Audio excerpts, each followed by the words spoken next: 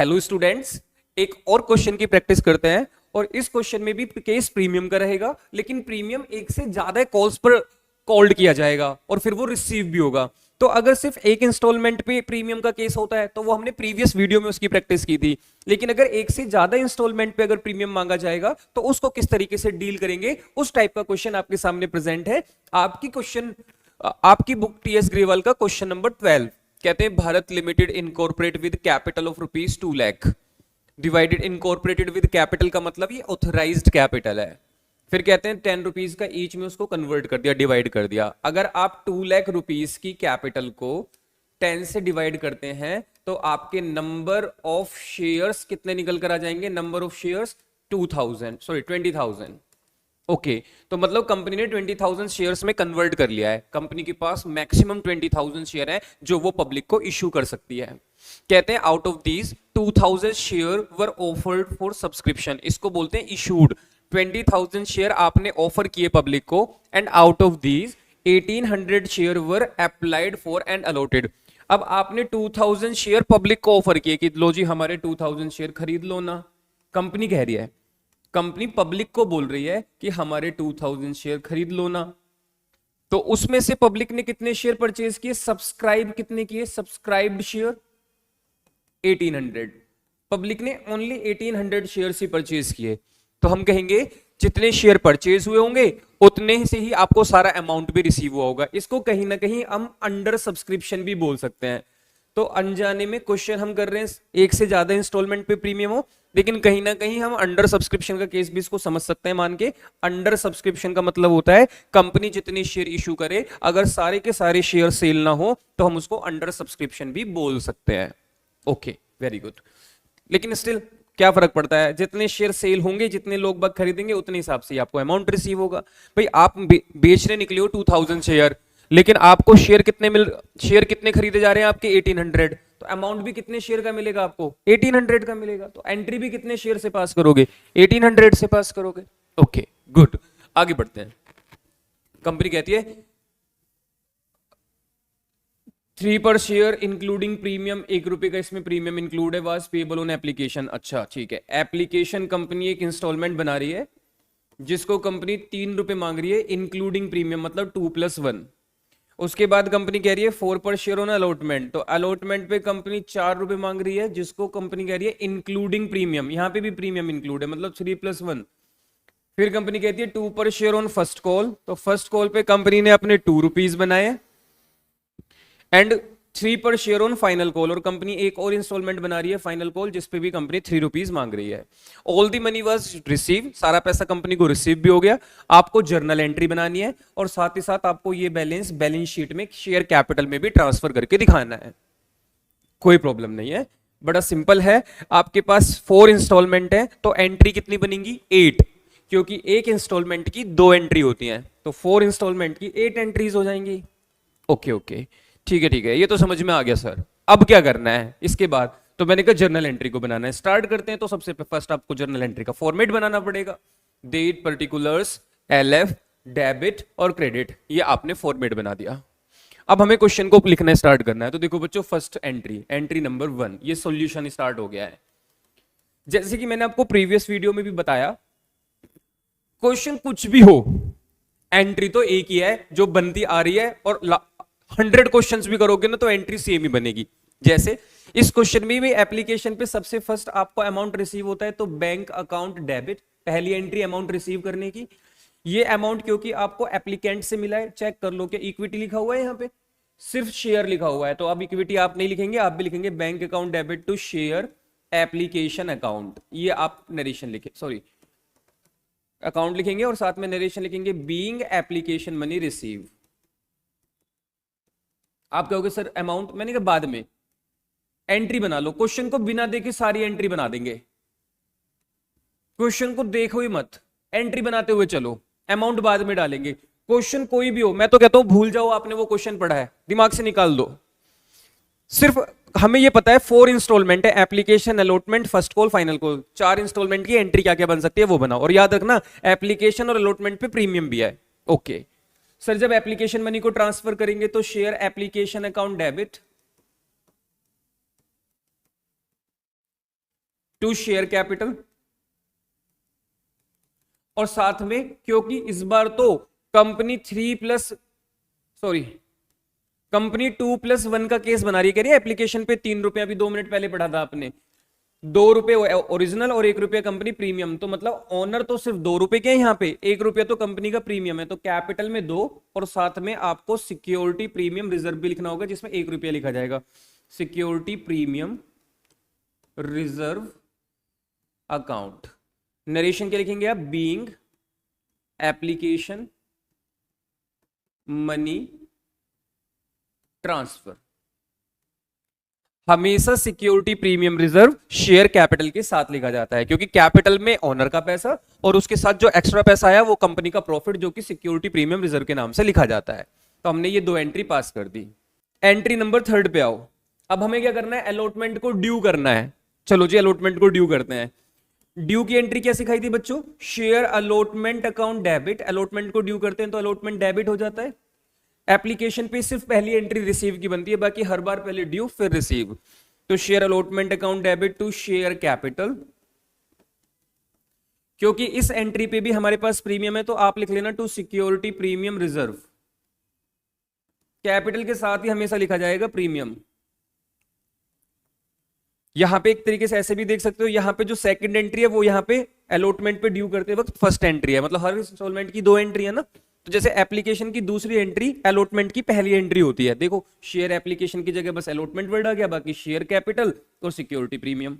Narration being allotment money due. अब आप कहोगे सर यहां पे आपने ट्रांसफर लिखा था या ड्यू, क्योंकि बच्चों वहां पे एप्लीकेशन पहले ही मिल गई थी तो वो ट्रांसफर बोला गया। यहां पे हम पहले मांगेंगे देन आपको अमाउंट रिसीव होगा, और रिसीव होगा तो आप एंट्री पास करोगे bank account debit to share allotment account.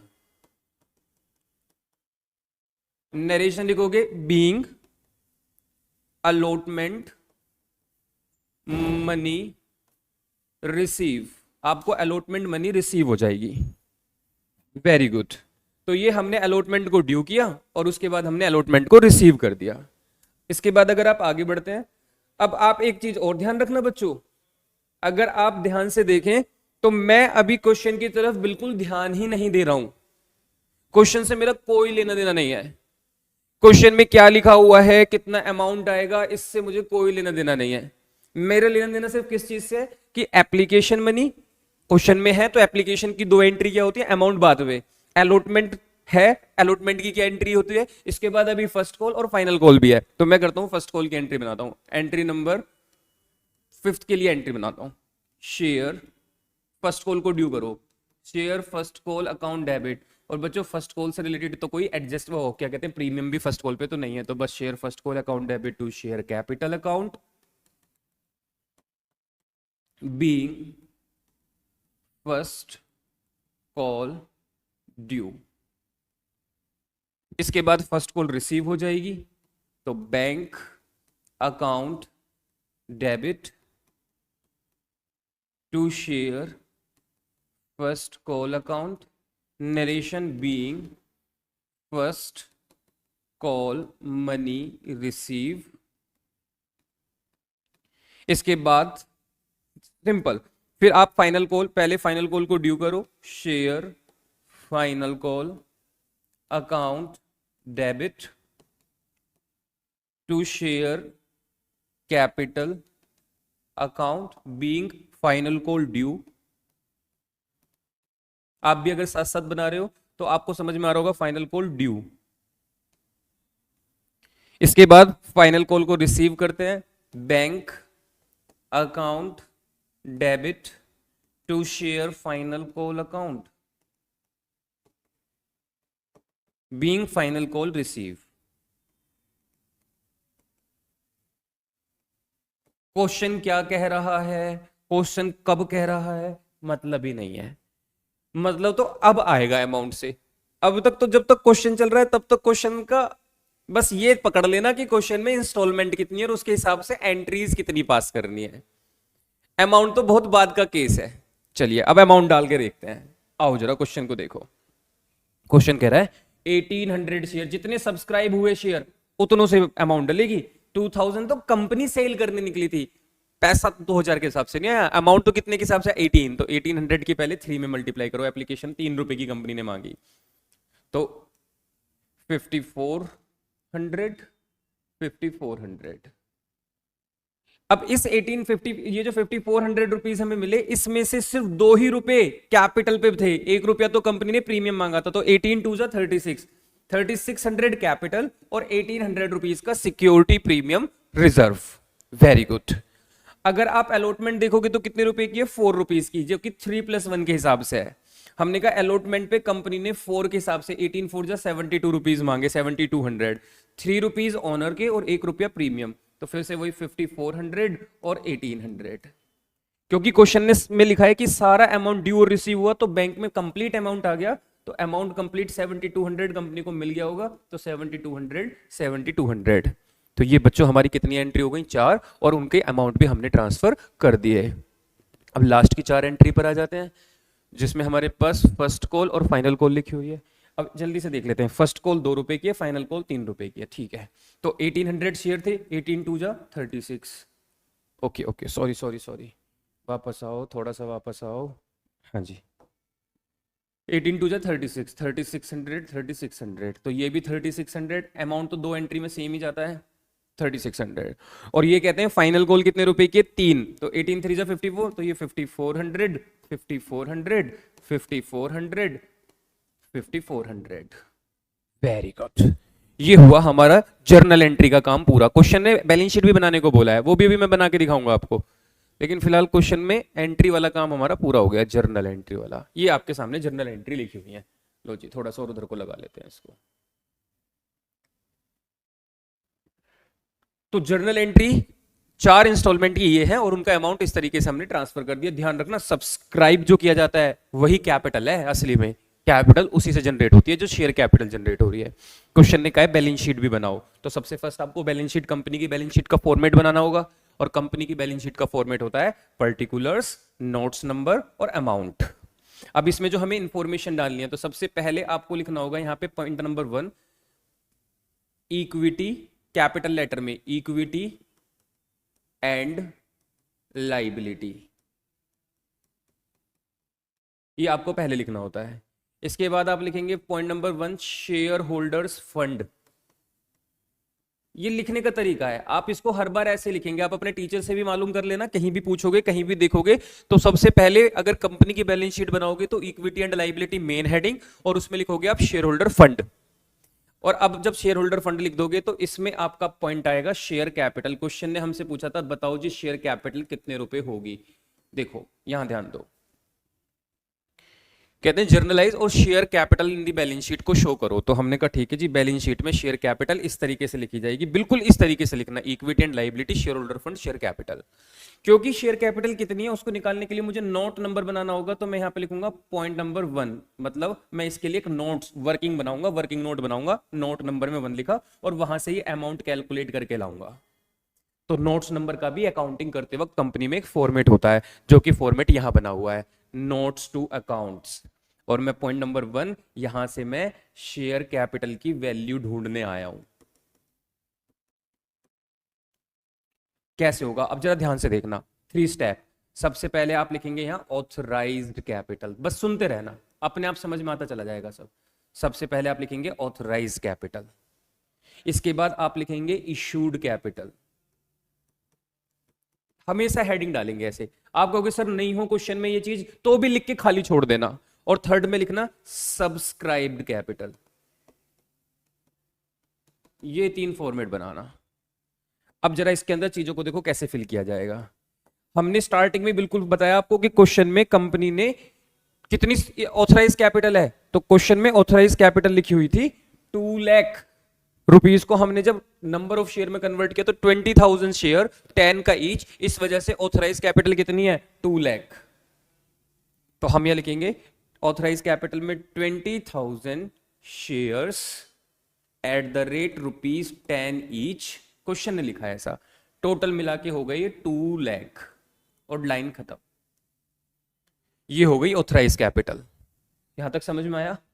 Question ने कहा इसमें से out of which 2000 shares issued to public, company ने 2000 शेयर बेचे 10 रुपए के हिसाब से, तो कंपनी को लग रहा था 20,000 रुपीज आ जाने चाहिए भाई। 2000 की मल्टीप्लाई करोगे 10 में तो कितना आएगा 20,000। Out of these 1800 share were subscribe by the public, तो 1800 शेयर्स, और यहां पे आप ऐसे भी लिख सकते हैं, लो इसको और अच्छे से लिखो, यहां पे लिखो subscribed and fully paid up. ये फुली पेड अप है, सबने पैसा दिया है। 1800 shares at the rate ₹10 each, सबसे सारा पैसा आ गया इक्वल टू 18,000। ये आपकी शेयर कैपिटल हो गई। और ये जो शेयर कैपिटल 18,000 होगी, इसको आप यहां शेयर कैपिटल के सामने लिखेंगे, जो वहां पे लास्ट में आया है अमाउंट 18,000, और बस ऐसे लिख के छोड़ देंगे। अब मैं आपको एक और चीज चेक कराता हूं, अगर आपको ये थोड़ा छोटा दिख रहा होगा, लेकिन अगर दिख रहा है तो चेक करो, share capital 3600, share capital 5400, share capital 3600 और शेयर कैपिटल 54, इन चारों को जहां जहां शेयर कैपिटल इनको प्लस करो 18,000 आंसर आएगा। वही 18,000 जो यहां बैलेंस शीट में लिखा गया है। तो लेकिन इसको शो करने का तरीका यह है, ये कंपनी की बैलेंस शीट है, हमेशा ऐसे ही बनाई जाएगी।